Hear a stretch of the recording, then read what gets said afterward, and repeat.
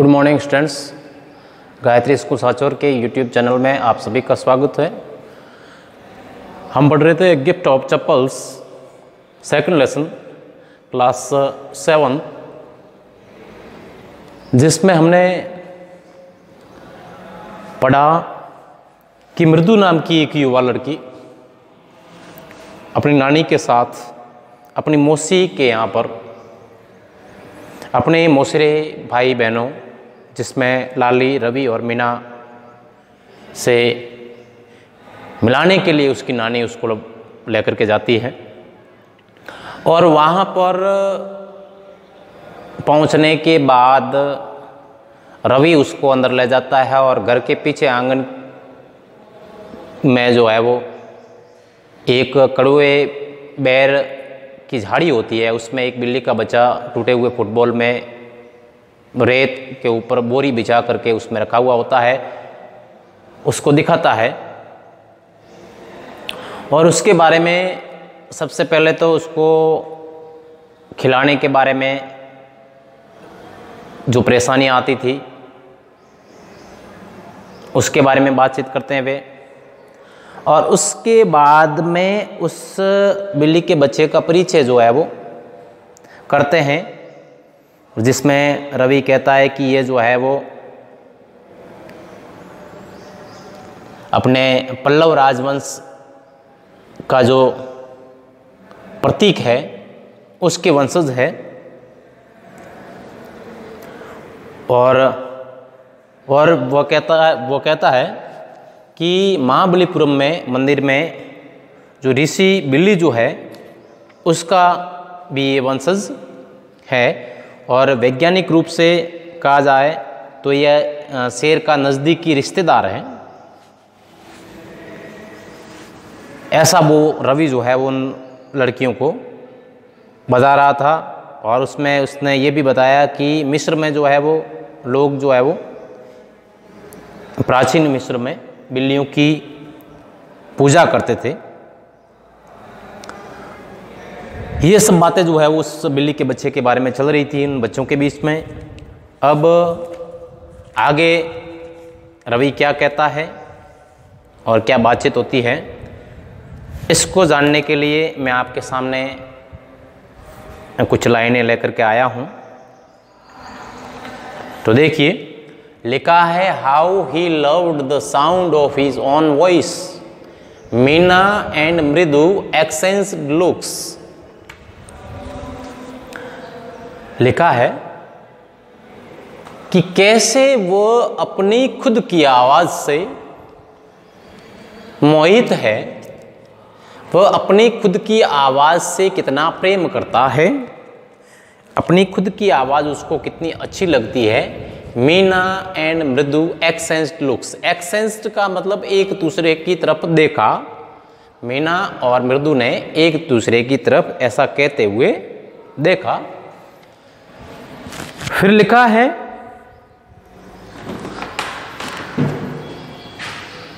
What does that have to do with anything?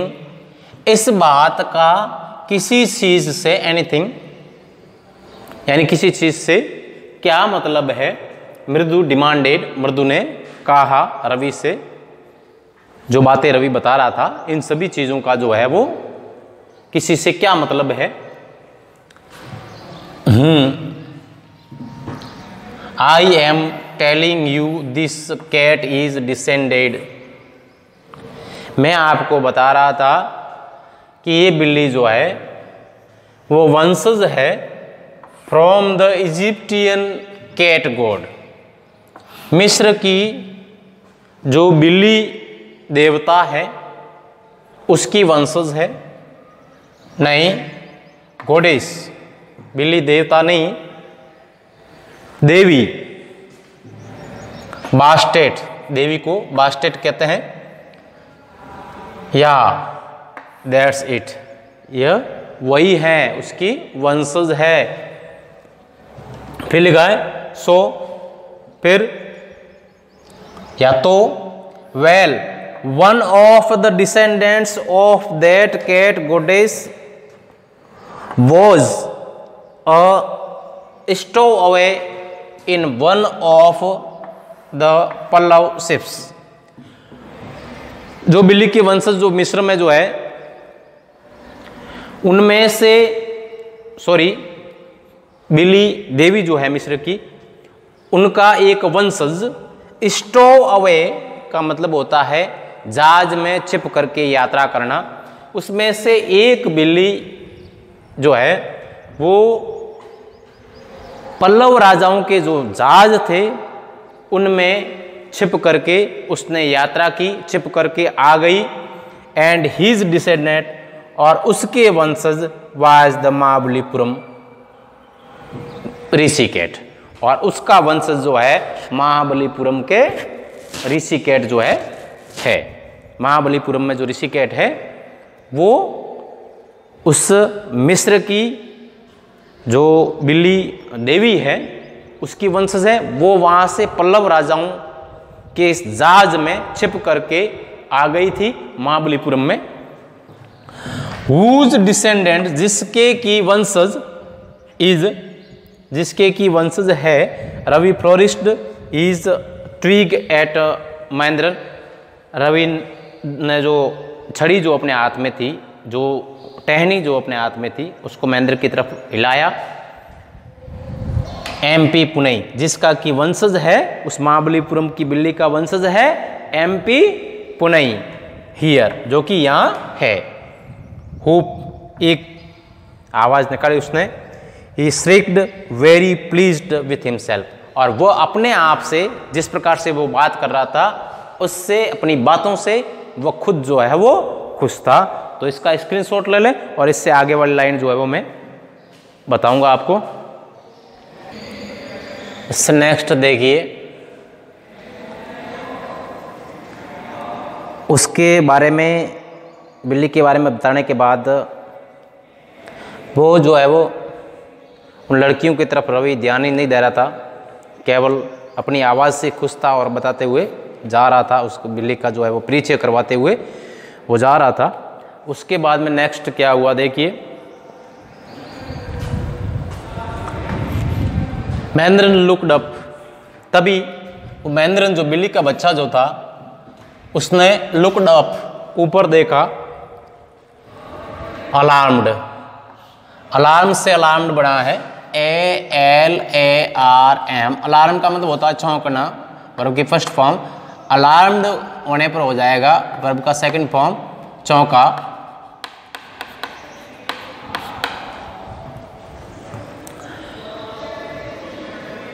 Mahendran ने ऊपर देखा और चौंका वो। He had just been sharpening, sharpening, sharpen का मतलब होता है SHARPEN, शार्पन। शार्पन का मतलब होता है तेज करना, और शार्पनिंग कंटिन्यूस है तो तेज कर रहा। आपने देखा होगा बिल्ली वगैरह जो है अपने पंजों को जो है वो किसी से रगड़ करके तेज करते हुए आपने देखा होगा घरों में, तो वो तेज कर रहा था। हीज क्लोज, अपने पंजों को, ऑन द एज, एज का मतलब है किनारा, नाउन है ये, एज यानी किनारा, किसी भी चीज का किनारा। Edge of the coconut shell, coconut shell जो नारियल का खोल जो उसके पास में था, उससे वह अपने नाखूनों को साफ कर रहा था। उसके बाद उसने ऊपर देखा और वो चौंका। But worse than Ravi's awful whoop इक वाज ए क्रीच, लेकिन रवि की जो आवाज, भयानक आवाज, वूप जो है, उससे भी खतरनाक आवाज, उससे भी बदतर यानी बुरी, ज्यादा खराब, वर्स WRSE, उससे भी खराब आवाज जो थी वो क्रीच। क्रीच का मतलब किसी चीज को खुरचने की आवाज जो होती है वो क्रीच कहलाती है, क्रीच थी। उस रवि की आवाज से भी खराब आवाज क्रीच थी। फ्रॉम द विंडो, जो कि खिड़की में से अंदर सुनाई दे रही थी। वाट ए वेर्ड साउंड, कितनी खराब आवाज है, कितनी बुरी आवाज जो है। इफ मृदु वाज स्टार्टल्ड, और मृदु ने चौंक करके देखा। स्टार्टल्ड का मतलब होता है चौंकना, स्टार्टल्ड यानी चौंकी या चौंका। एमपी पुनई वाज फ्राइटेंड, मृदु चौंकी आवाज से, इस प्रकार की आवाज से, विचित्र आवाज से, इस प्रकार की विचित्र आवाज क्रीचिंग जो है उसको सुनकर के मृदु भी चौंकी। वो बिल्ली का बच्चा जो है वो भी घबरा गया। फ्राइटन, FRIGHTEN, फ्राइटन का मतलब घबराना, भयभीत होना, और फ्राइटन वर्ब का सेकंड फॉर्म है, भयभीत हो गया। Out of his wits, hair standing, वो इस आवाज से भयभीत हो गया और उसके रोंगटे जो है वो खड़े हो गए। हेयर स्टैंडिंग, उसके रोंगटे खड़े हो गए। On and he bounced up, वो बाउंस का मतलब उछलना, और बाउंस्ड यानी उछला, वर्ब का सेकंड फॉर्म है। बाउंस्ड अप, ऊपर उछला। And scud towards a bamboo tray, scud का मतलब होता है दौड़ा, भागा। टुवार्ड्स बेम्बू ट्रे, बेम्बू यानी बांस की, ट्रे तस्तरी जो बनी हुई थी, बास्केट बनी हुई थी बांस की, उसकी तरफ वो छिपने के लिए भागा। ऑफ रेड चिलीज, वो बास्केट जो है वो रेड चिलीज से भरी हुई थी। That had been set out to dry, जिसको कि वहां सूखने पर रखी गई, सूखने के लिए रखी गई थी। लाल मिर्ची का बास्केट जो कि बांस से बना हुआ था, वहां पर बाहर सूखने के लिए रखा हुआ था। और बिल्ली का बच्चा उस आवाज से घबरा करके, जो विचित्र आवाज बाहर से खिड़की से आ रही थी, उससे घबरा करके उस बास्केट की तरफ भागा। ट्राइंग टू हाइड, छिपने का कोशिश की। बीनीथ यानी उसके नीचे, उस बास्केट के beneath it. He tipped a few chillies over himself, उसने इस प्रयास में, वहां छुपने के प्रयास में कुछ मिर्चें जो है वो अपने ऊपर गिरा ली। मियाऊ, बिल्ली की आवाज है, मियाऊ। ही हाउल्ड मिजरेबली, दयनीय रूप से वो चीखा, बिल्ली का बच्चा चिल्लाया, चीखा। The screeching went on and on, और वो आवाज जो भयानक आवाज जो है, विचित्र आवाज जो है वो लगातार जारी थी। व्हाट्स दैट नॉइस सेड मृदु, मृदु ने कहा ये शोर जो है, ये आवाज जो है वो कैसी, काय की आवाज है ये। दैट्स लाली, वो लाली है। लर्निंग यानी सीख रही है, लर्न से लर्निंग बना है। टू प्ले यानी बजाना। वोयलिन एक वाद्य यंत्र आता है, वो ग्रंटेड रवि, ग्रंटेड का मतलब गुर्राया, ग्रंट यानी गुर्राना और ग्रंटेड यानी गुर्राया, वर्ब का सेकंड फॉर्म है। तो रवि गुर्राया कि ये लाली है जो वायलिन बजाना सीख रही है। तो इसका स्क्रीनशॉट ले लें ताकि जो है वो बार बार वीडियो को देखना ना पड़े। और इससे नेक्स्ट जो है कुछ लाइनें मैं आपको लिखवा देता हूँ, उसके बाद इसको समाप्त करते ही एक पार्ट पूरा हो जाता है। इसके बाद जो है वो इसका सेकंड भाग जो है, इसी पार्ट का सेकंड भाग जो है वो अपन स्टार्ट करेंगे। नेक्स्ट देखिए, शील नेवर लर्न नथिंग, वह कभी कुछ भी नहीं सीख पाएगी, वह कभी कुछ भी नहीं सीख पाएगी। द म्यूजिक मास्टर, संगीत शिक्षक जो है, just goes on playing like train wheezing, train wheezing का मतलब ट्रेन जिस प्रकार से दंदनाती हुई, सनसनाती हुई जिस प्रकार से ट्रेन चलती है, उस प्रकार से वो म्यूजिक मास्टर जो है वो वायलिन को बजा रहा था, ऑन एंड ऑन, लगातार बजा रहा था। While Lully is all the time derailing, और लली जो है वो दूसरी तरफ जो है अलग ही ध्वनि बजा रही थी। उस संगीत मास्टर जो ध्वनि बजा रहा था उससे हटकर ही अलग प्रकार की वो ध्वनि जो है वो बजा रही थी, मतलब उससे वो जो है वो सीख नहीं पा रही थी, उसके जैसी धुन वो निकाल नहीं पा रही थी। गोइंग कंप्लीटली ऑफ ट्रैक, जिस प्रकार से ट्रेन जो है वो पटरी से जो है वो उतरी हुई हो, उसी प्रकार से वो भी जो है वो रास्ता भटक गई थी, वही धुन जो है वो बजाना नहीं सीख पा रही थी। तो ये पहला पोर्शन जो है इस पार्ट का, इस लेसन का पहला सेक्शन जो है वो इसके साथ ही समाप्त होता है। इसका स्क्रीनशॉट ले लें और जो है वो अनुवाद करने का प्रयास जो है वो आप स्वयं करें और टेक्स्ट बुक से भी अभ्यास करें और नियमित रूप से काम करें। जब तक आपका लेसन में ट्रांसलेशन चलता है तब तक मैंने आपको पहले भी बताया था कि आप जो है वो कम से कम 10-10, 15-15 स्पेलिंग सभी साथ में नहीं कर पाते, तो 10-10, 15-15 स्पेलिंग जो है वो हमेशा आप जो है वो करें और उन स्पेलिंग से संबंधित जो भी पार्ट जो है इसमें टेक्स्ट बुक में जो है जितनी लाइनें उससे संबंधित है, उन स्पेलिंग से संबंधित है, उनका ट्रांसलेशन करने का प्रयास करें। जब बार बार अभ्यास करेंगे तो जो है वो आप ज़रूर सीखेंगे और काफ़ी जो है वो ये मामला जो है वो आपके आसान हो जाएगा। और अगर अभ्यास नहीं किया गया, केवल अनुवाद पे डिपेंड रहे, जो भी था वो सुन लिया और सर ने जो लिखवाया वो लिख लिया, कॉपी चेक करवा दी और बात ख़त्म, ऐसा नहीं होना चाहिए।